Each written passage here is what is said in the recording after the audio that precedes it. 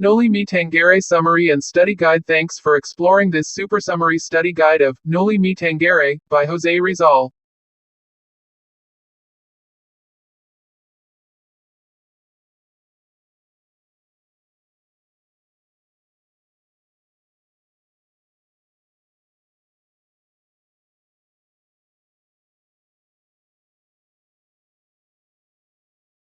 Overview. Noli me Tangere 1887, which translates to Touch Me Not, in Latin, is a novel written by Filipino writer Jose Rizal.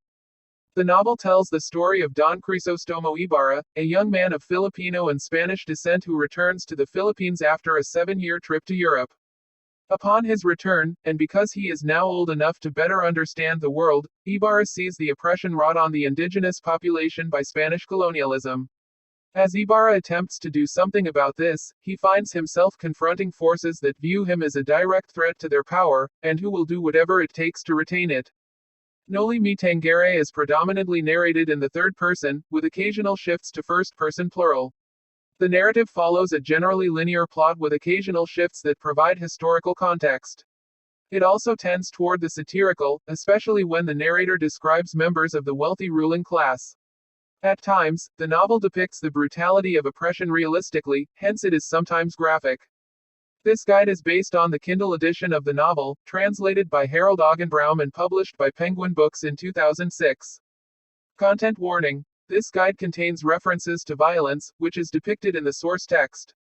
Plot summary. Noli me Tangere begins at a dinner party hosted by Captain Don Santiago Chiagu, a wealthy resident of Manila. Guests assembled at the party include other members of the upper class as well as friars of both the Dominican and Franciscan orders. During dinner, Don Crisostomo Ibarra arrives, the party being his first stop post returning from Europe. He is there to visit his fiancée Maria Clara, Santiago's daughter. However, the celebratory atmosphere soon turns tense as one of the friars, Father Damaso, becomes angry at Ibarra's arrival. After the party, Ibarra learns that his father, Don Rafael, died while in prison and Father Damaso had his corpse exhumed and removed from the Christian cemetery, i.e., dumped into a river. The dramatic tension between Ibarra and Damaso forms the central conflict. As Ibarra reacclimates himself to his homeland, he looks to apply his progressive ideals to make life better for the citizens of San Diego. After meeting with a school teacher, Ibarra's first act is to build a school. While he gains support from the local government, the religious order within the town views the project with suspicion. They begin to see Ibarra as a threat to their power, with Damaso in particular seeing him as a rival who must be put in his place. Ibarra and Maria Clara's relationship dates back to childhood. However, Damaso is the godfather of Maria Clara and opposes the marriage. He wishes to drive the two apart and eventually achieves. He arrives uninvited to a dinner party hosted by Ibarra and dishonors the memory of his late father, which baits the latter into retaliation.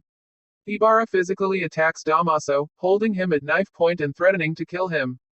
Maria Clara intervenes and prevents Ibarra from completing the deed, but the damage is done. As punishment for the assault, Ibarra is excommunicated and thus, the couple's engagement is annulled. The Captain General, the king's representative in the Philippines, intercedes on Ibarra's behalf. Once again, Damaso and his colleague Father Salva are disgruntled and see the Captain General's respect for Ibarra as a threat to their power. Salvi's role in the novel becomes more prominent after this incident, as he works on a scheme to take down Ibarra once and for all. Ibarra befriends Elias, a fellow Filipino who is involved with a subversive group planning an uprising. Because Elias is knowledgeable of the town's underground, he is able to warn Ibarra of the attempts to have him framed and killed. Their friendship is unusual as they are not of the same class, but they have mutual respect for each other, and this respect enables them to strengthen their alliance. Through no fault of his own, Ibarra's life is turned upside down by the same forces that claimed the life of his father. As the novel comes to a close, the progress that Ibarra advocated for is put on hold. However, Damaso suffers a private defeat as Maria Clara holds a secret against him, one that would destroy his reputation in town. Damaso is eventually moved out of San Diego and with him out of the way, the possibility of reform is made more possible than ever.